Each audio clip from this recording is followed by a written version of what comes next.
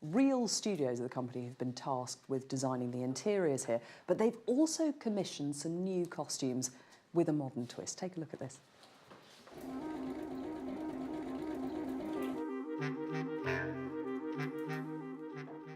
Past Pleasures is a company that's been making historic dress for nearly 30 years.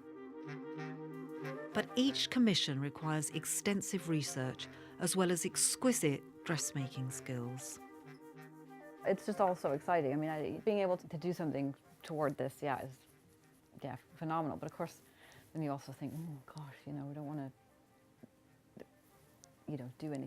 do anything wrong. We want to get it right. We want to do the best we can.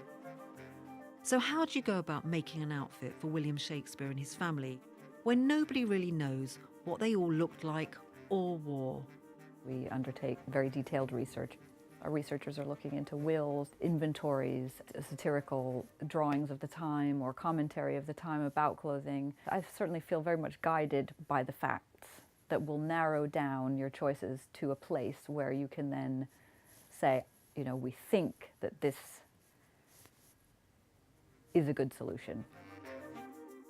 What you looked like and how you presented yourself was extremely significant. It signalled your rank and importance in society. Everything is symbolic. You're walking into a room and a person of the time would be able to read the details of your clothes, what they're made of, the cut. So from the upper to the lower classes, people really stretched their finances to indulge and participate in the fashion madness of the late 16th and early 17th centuries. For instance, Ben Jonson said, "'Twere good you turned 4 or 5 acres of your best land into 2 or 3 trunks of apparel."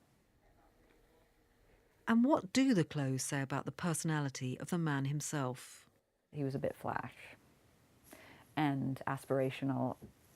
We decided to give him a falling band, the collar that you see, and a ruff, which you see in portraits of higher status men. You're making a statement by wearing more than one collar. It's a kind of, a flash sort of interesting individual might have done that. As part of the vision of Real Studios, who designed the exhibition space, the commission was to make the clothes in paper rather than fabric for Shakespeare and his wife Anne Hathaway and his 2 daughters, Suzanne and Judith.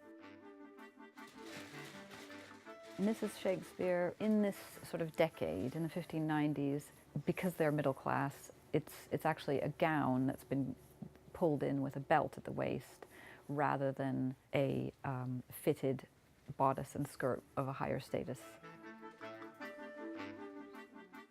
The clothes are made from a material called Tyvek. It's more often used in building construction and as protective suits at crime scenes.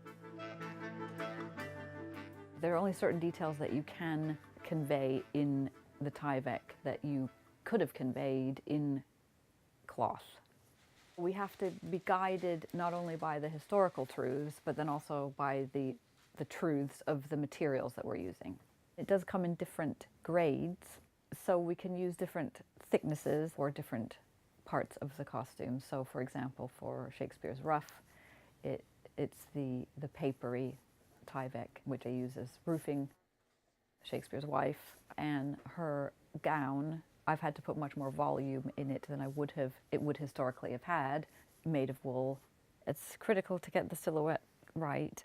For our purposes, we have to simulate a corseted figure so that the bust moves up. We have various bits of padding to put on to support the sleeves. Alice is in charge of making the doublet, and so far it's taken 25 days creating the slashed effect by hand.